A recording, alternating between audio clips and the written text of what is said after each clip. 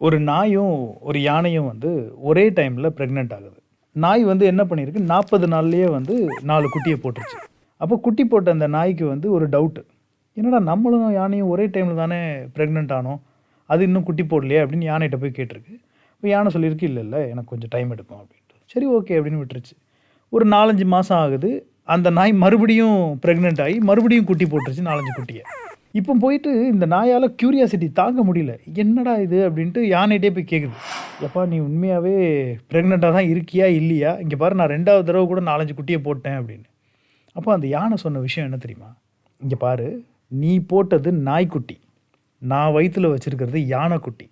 என் குழந்தை 150 கிலோல வந்து விழுந்ததுன்னா பூமியே அதிரும். அது எந்திரிச்சு நின்னுச்சு அப்படின்னா, மனுஷங்க கூட ஒரு நிமிஷம் நின்னு வேடிக்கை பார்த்துட்டு தான் போவாங்க. அது நடந்தது அப்படின்னா, குழந்தைங்கலாம் அவ்வளோ சந்தோஷப்படுவாங்க.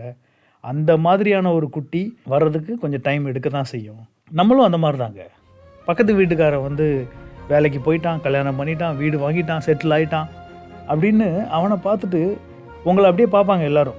"என்னடா நீயும் அவனும் ஒண்ணா தான் படிச்சீங்க. அவன் அப்படி ஆயிட்டான். நீ இன்னும் இப்படி தான் இருக்க." அப்படின்னு கேட்கும்போது, ஒண்ணே ஒண்ணு மட்டும் சொல்லுங்க. சொல்லக்கூட வேணாம். உங்ககிட்ட நீங்க சொல்லிக்கோங்க. உங்க வயித்துல இருக்கிறது யானைக்குட்டியா இருக்கலாம். உங்களோட லட்சியம் நிறைவேறதுக்கு கொஞ்சம் டைம் எடுக்கலாம். பொறுமையா இருங்க. All the best.